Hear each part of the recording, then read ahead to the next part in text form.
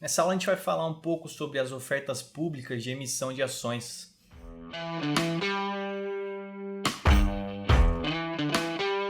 São procedimentos que a empresa deve cumprir quando ela deseja emitir ações ou quando algum sócio da empresa quer vender suas ações ao mercado.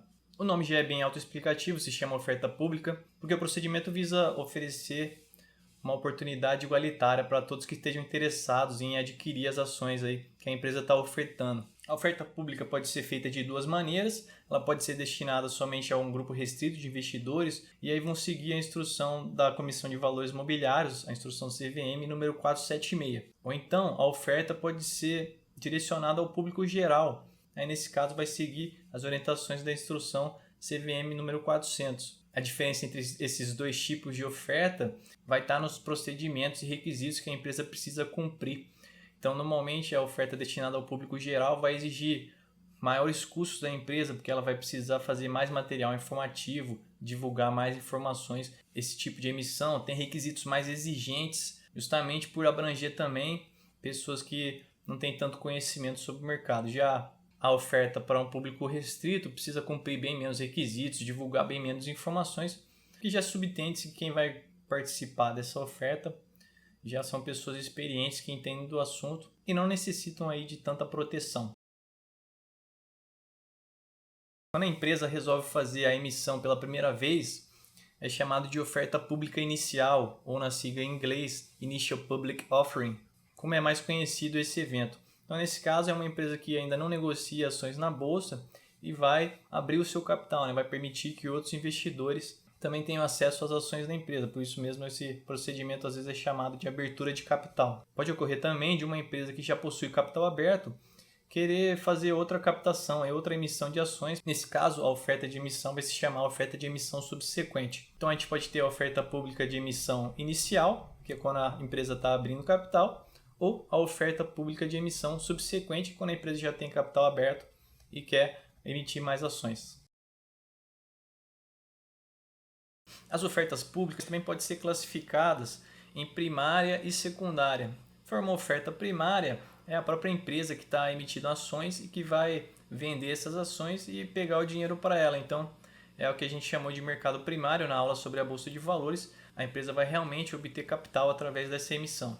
Se for uma oferta pública secundária, nesse caso são acionistas que possuem ações e que estão oferecendo essas ações para o mercado. Nesse tipo de emissão, a empresa não obtém nenhum capital, só os acionistas que estão vendendo ali aquelas ações. Quando a empresa resolve fazer uma oferta pública de emissão de ações, ela contrata um coordenador geral, que normalmente é um banco que vai se responsabilizar por cumprir todas as etapas do processo, que é bem trabalhoso e custoso para a empresa. Nesse processo, a empresa faz um contrato com a instituição coordenadora e aí entram algumas garantias, que pode ser, por exemplo, que não haja investidores interessados em comprar todas as ações que estão sendo emitidas. Aí a empresa não conseguiria obter todo o capital. O que vai acontecer nesse caso? Aí entram 3 termos que é interessante a gente conhecer, que são relativos ao esforço de colocação e as garantias dadas pela instituição coordenadora. Então, a colocação ela pode ser de 3 tipos: melhores esforços, residual ou firme. No caso da colocação de melhores esforços, a instituição coordenadora ela se compromete a tentar vender o máximo de ações possíveis, mas caso não seja possível vender todas essas ações, aí o problema é da empresa, que vai ter que se responsabilizar por essas ações que não foram subscritas, que não foram compradas no processo de emissão. Nesse caso, a empresa corre um risco, porque ela vai gastar um bom dinheiro nesse processo de emissão de ações, mas não há garantia de que ela vai conseguir vender todas as ações e obter o capital que ela precisa. No caso de garantia residual, a instituição coordenadora assume que vai ela mesma subscrever as ações residuais, quer dizer, aquelas ações que não foram compradas pelos investidores. Então aí há uma divisão de risco entre a empresa emissora e a instituição coordenadora. E por fim, a garantia firme,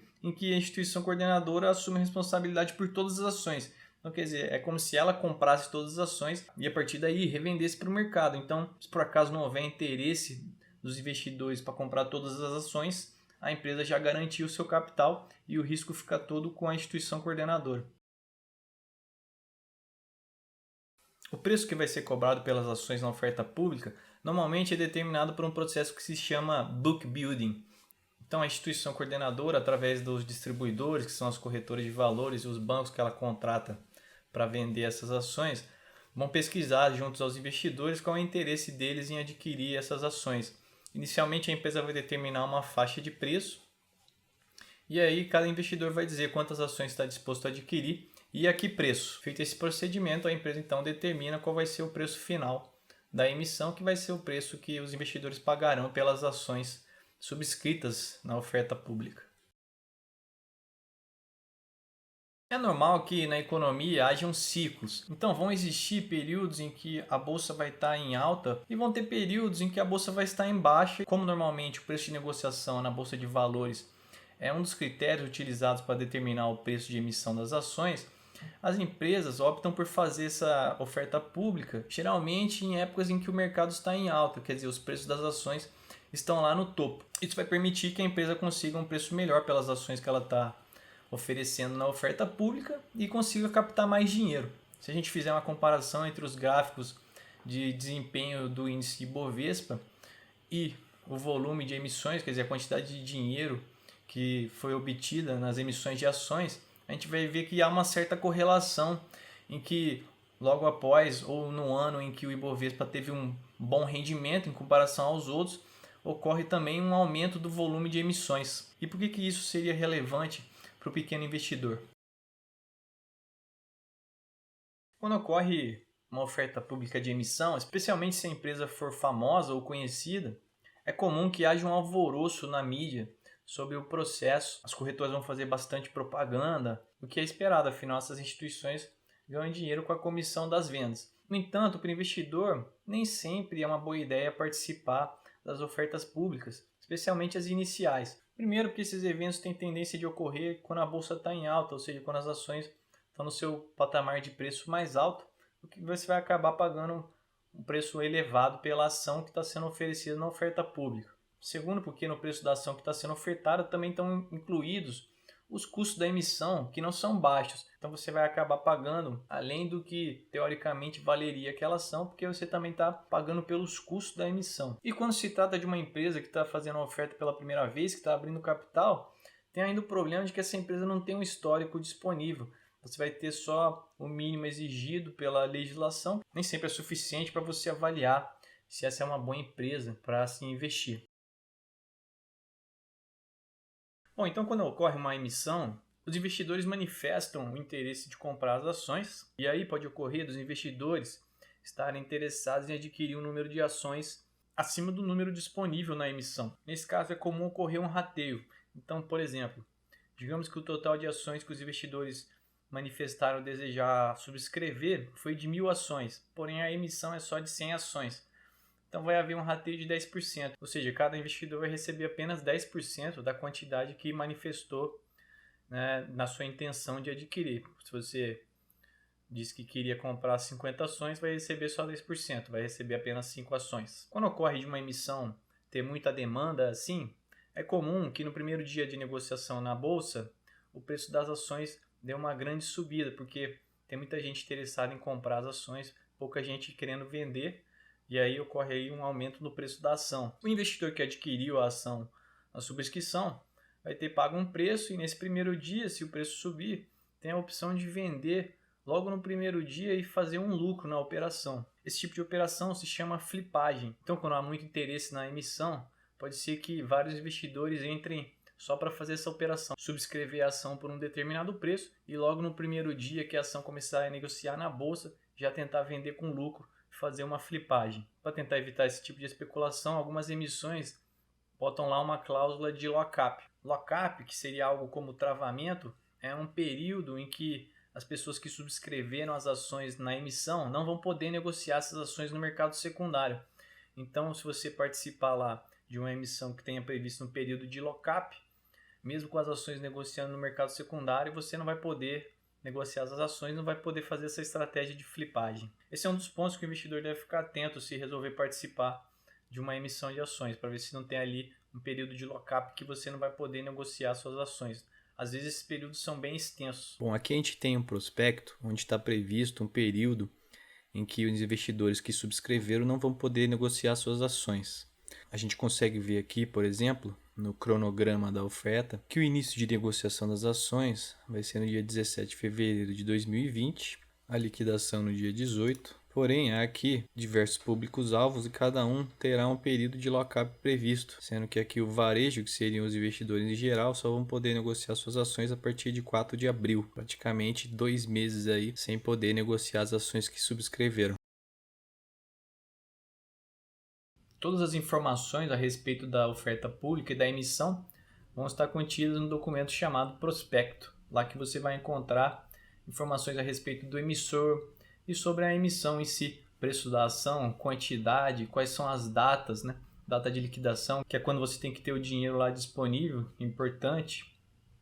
Se há algum mínimo a ser investido, né? Às vezes você tem aí um mínimo de subscrição de R$ 3.000, por exemplo. Quem são os coordenadores? Qual é o tipo de emissão, os riscos envolvidos, documentação da empresa, qual é uma empresa que está abrindo capital, as informações a respeito da empresa que não são públicas, vão estar disponíveis ali no prospecto também para o investidor poder avaliar. Bom, então aqui no site da B3 a gente consegue ver as ofertas em andamento. Aqui tem uma da Allied Tecnologia SA. Clicando aqui a gente tem os documentos da oferta. Vou clicar aqui no prospecto definitivo. Então a gente vê aqui nessa primeira página a gente tem um resumo da oferta. Basicamente quase todas as informações estão aqui. Então, o prospecto da oferta pública de distribuição secundária. A gente já sabe que são alguns acionistas da empresa que estão vendendo ações. São ordinárias da empresa Allied Tecnologia SA. O valor total da oferta. Aqui ele cita quem são os acionistas. Então, 2 fundos de investimento que possuem ações da empresa. Quem são os coordenadores, quantidade de ações. Vai falar aqui também qual foi o regime de colocação, então garantia firme de liquidação, os coordenadores garantem aí subscrever todas as ações.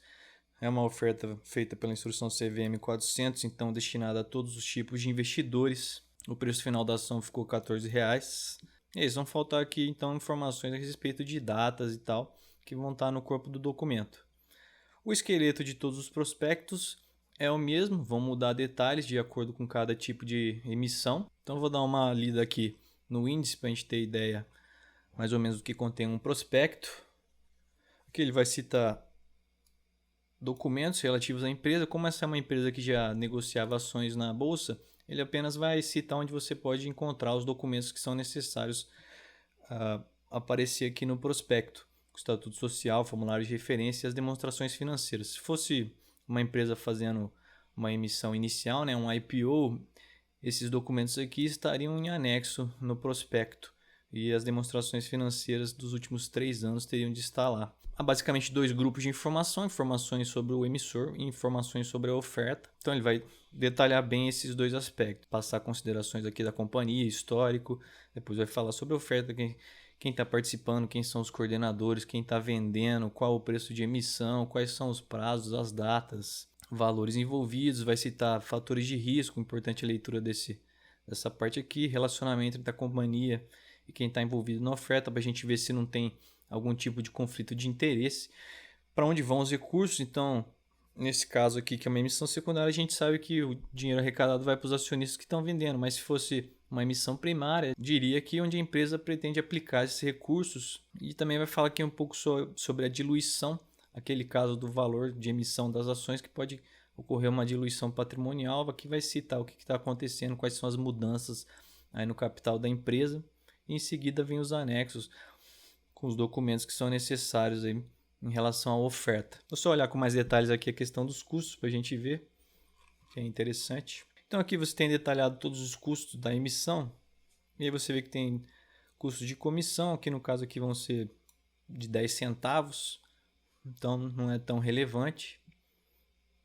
E aí vem as despesas da oferta, que tem taxa de registro na CVM, custo da B3, taxas da Ambima, advogados e consultores, auditores. Aqui o interessante dessa emissão é como advogados aqui e auditores foi um valor bem alto, quase mais de R$ 10 aí numa ação que está sendo vendida a 14. E aqui em cima a gente vê que essas despesas, né, auditores e advogados, vão ser integralmente arcadas pela companhia. Então, quer dizer, quem está ganhando dinheiro são os acionistas que estão vendendo e quem vai pagar essas despesas aqui bem significativas vai ser a companhia. Aqui a gente tem um outro exemplo em relação às despesas. Nesse caso é uma oferta inicial e primária, então o dinheiro vai ir para a empresa. E aí você vê que aqui o comissões foi um total de 81 centavos por ação, né? E as outras despesas foi um valor bem mais baixo, aqui de 26 centavos. Então o total de despesa está representando uns 5% do preço por ação, que nesse caso aqui foi de R$20. Isso é interessante para a gente ver como os custos estão embutidos aqui no preço por ação. Então quando você participa de uma emissão de ações, você também está pagando o preço de todos esses intermediários e comissões e taxas aqui. Bom, então é isso. A gente viu que a oferta pública de emissão é o processo que as empresas devem cumprir quando resolvem emitir ações ou quando alguns acionistas majoritários querem se desfazer da sua participação. O objetivo desse processo é dar a mesma oportunidade para todos os investidores. Cada oferta vai ter suas particularidades e o mais importante para o pequeno acionista é sempre que resolver participar de alguma, dar uma lida com cautela no prospecto e sempre avaliar se é realmente uma boa opção participar da oferta, levando-se em conta que é comum que elas ocorram em períodos de alta do mercado e que você também está arcando com os custos de todo esse processo, que não são poucos. Te vejo aí na próxima aula. Até lá!